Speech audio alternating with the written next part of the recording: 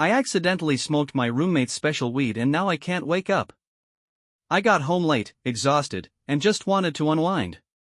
My roommate, Devin, was nowhere to be found, but his usual mess was spread out on the coffee table, rolling papers, an ashtray, and a half-smoked joint sitting in the tray.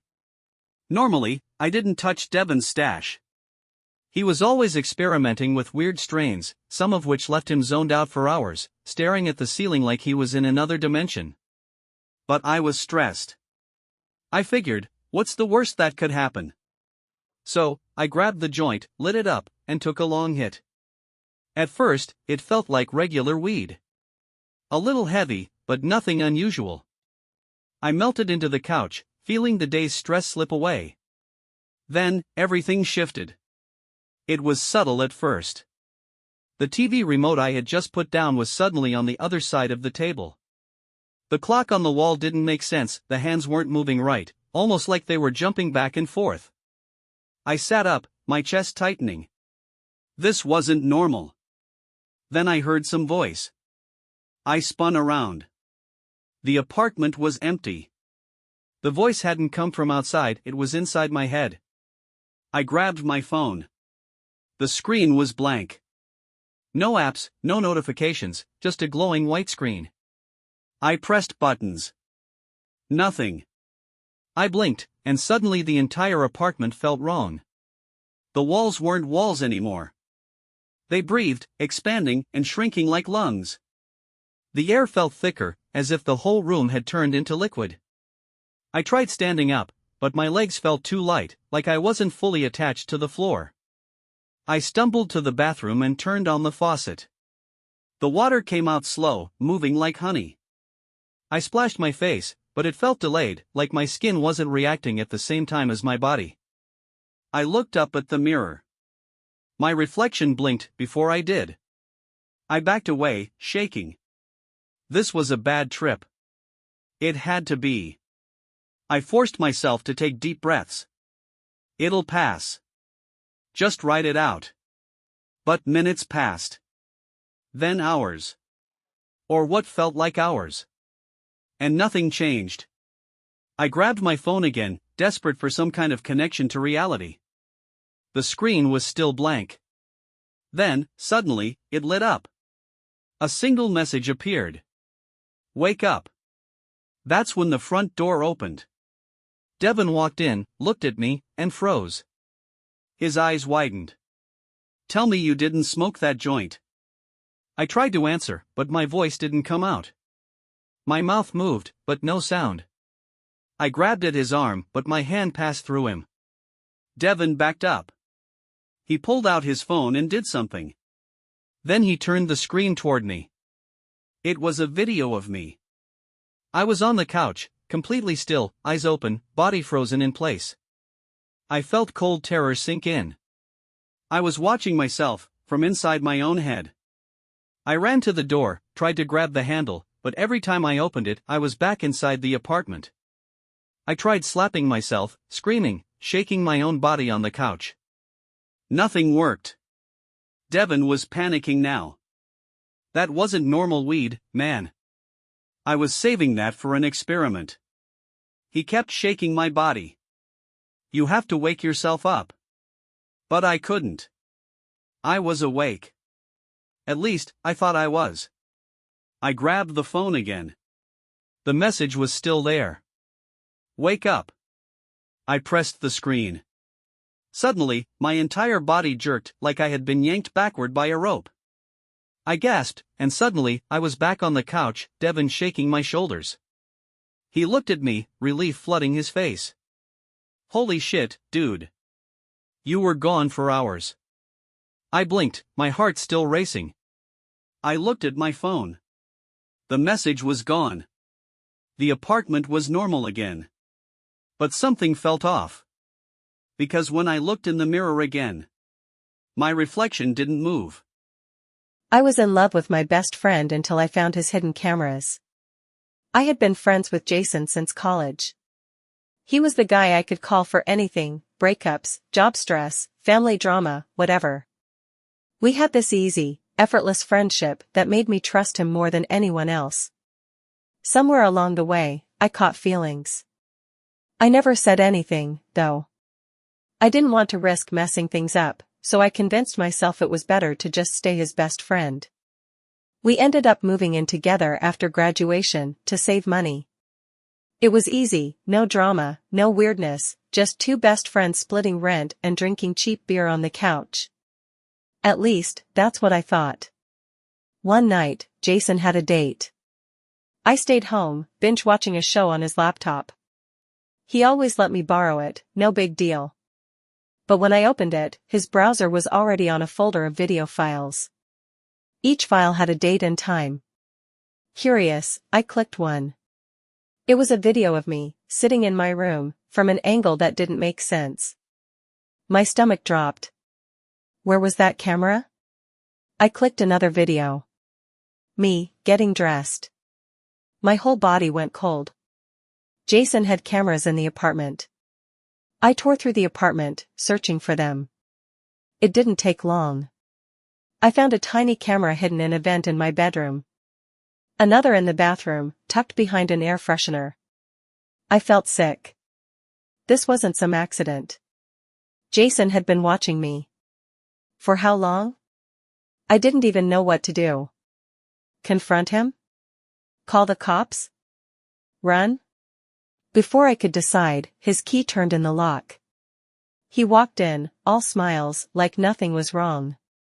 Like he hadn't been spying on me for who knows how long. I stood there, holding his laptop, shaking. I asked him why. His face didn't even change. He just sighed, like he was annoyed I had found out. Then he said the creepiest thing I'd ever heard. I didn't think you'd notice. Like that made it okay. Like it wasn't a massive violation. I left that night. I didn't even pack my stuff, I just grabbed my keys and got out. I reported him to the cops, but they told me the cameras were technically in his apartment, meaning I'd need a lawyer to prove he had no right to record me. By the time I tried to press charges, Jason was gone. Moved out, phone disconnected. I never saw him again. But I still check every vent, every mirror, every damn air freshener in any new place I move into. Because I'll never trust anyone like that again. I hired an escort for a night, then found out she's my boss's wife. I had been working at my job for 2 years, grinding away at my desk, dealing with corporate nonsense while my boss, Mr. Davenport, barked orders from his glass-walled office. The man was all business, no small talk, no personal life, just authority. He didn't joke around. He didn't ask how your weekend was. He expected results and nothing less. So when my buddies convinced me to hire an escort for a night, I figured, why not? I was single, overworked, and in desperate need of stress relief. I wasn't looking for a relationship, and honestly, dating in my city was a nightmare. One of my friends recommended a high-end escort service, the type that catered to professionals, the type where discretion was guaranteed.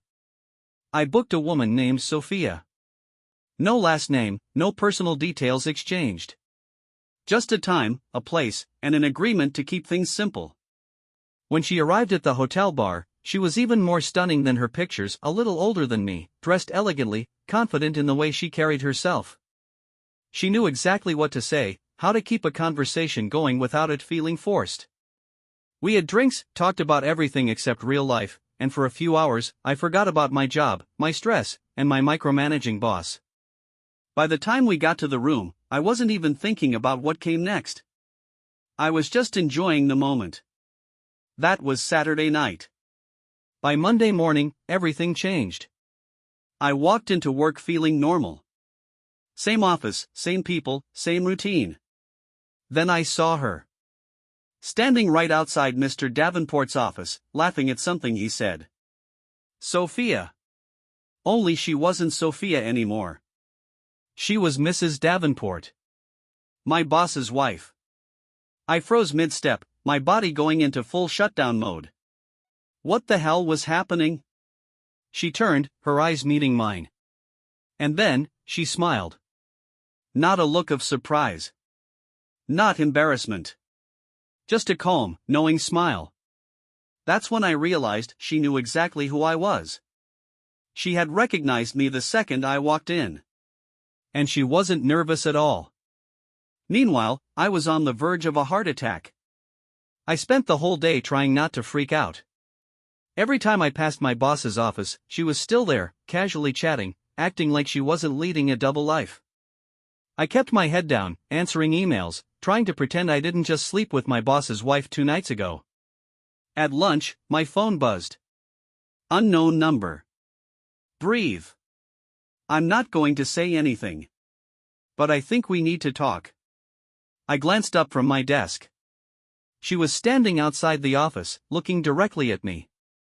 I had no choice. I had to meet her.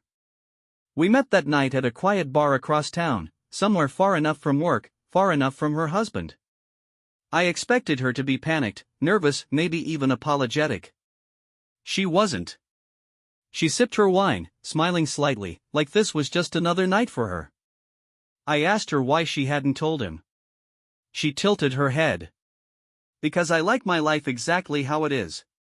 Turns out, this wasn't her first time. Mr. Davenport was too busy running the company to notice his wife had a second life.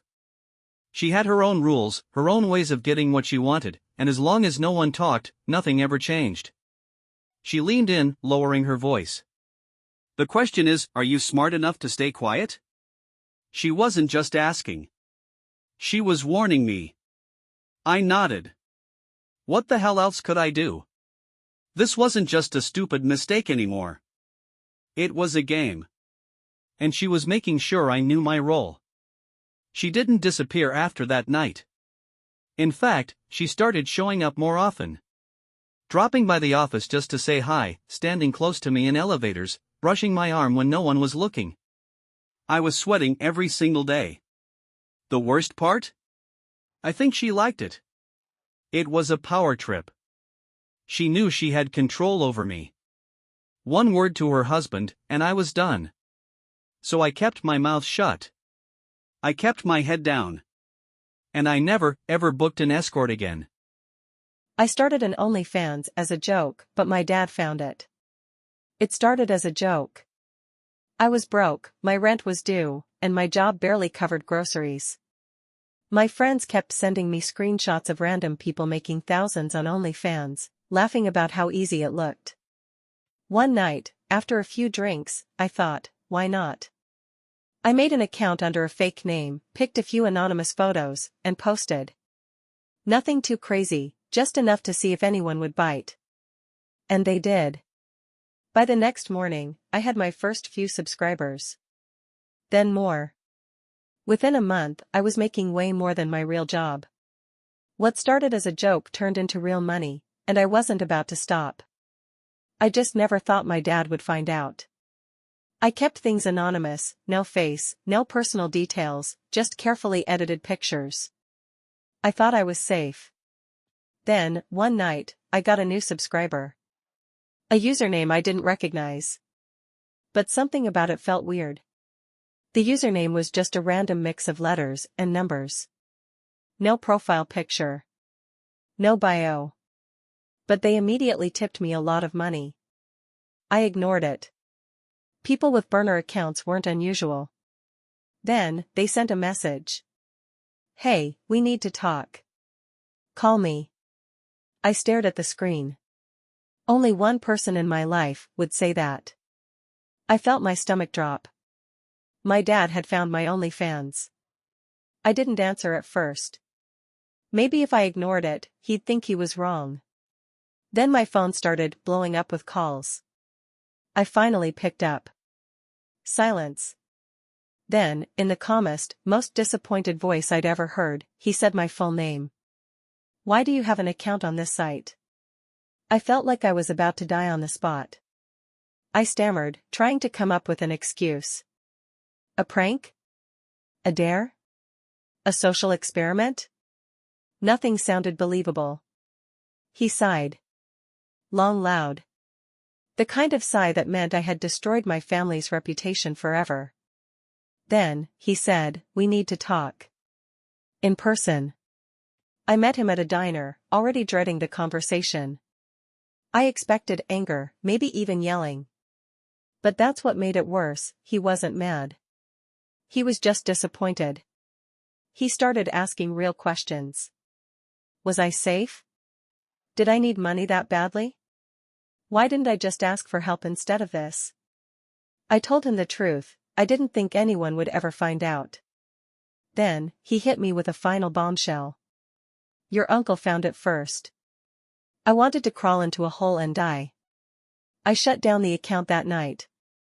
I couldn't risk more family members stumbling across it. But the damage was already done. For weeks, my dad could barely look at me. Family dinners became torture.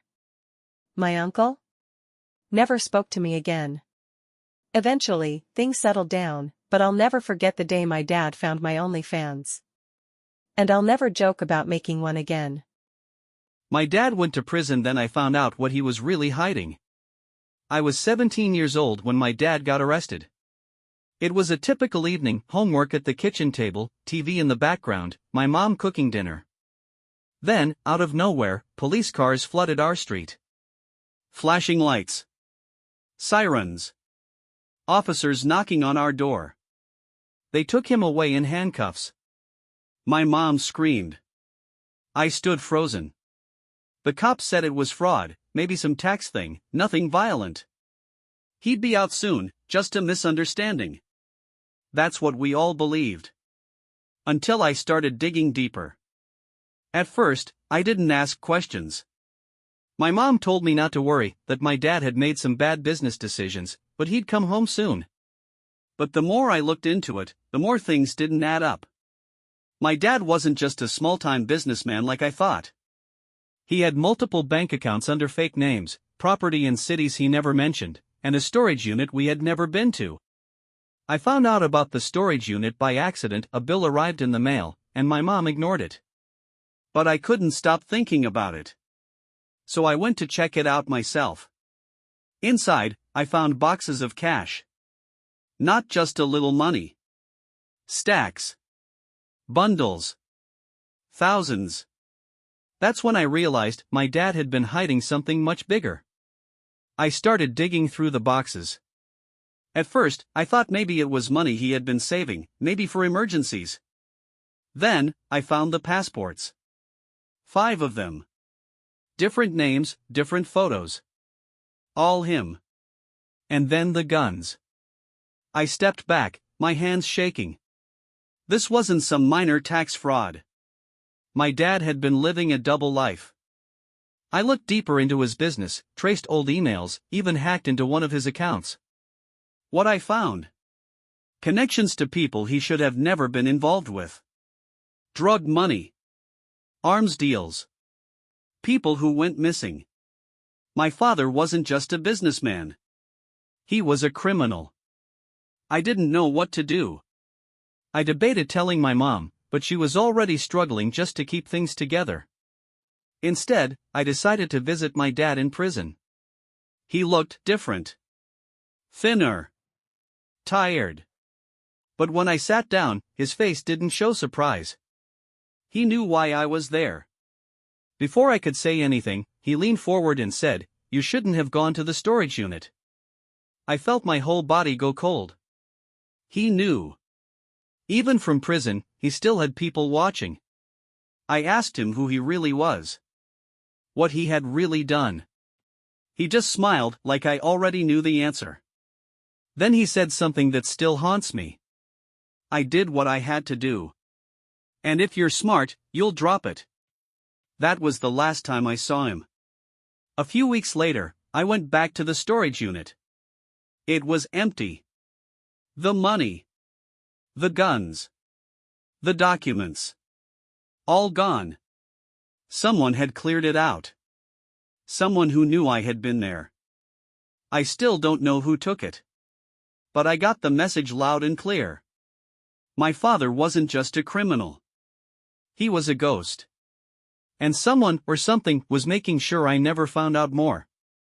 Did I inherit more than just his last name? Or was I just lucky to walk away? Because sometimes, the truth isn't worth knowing.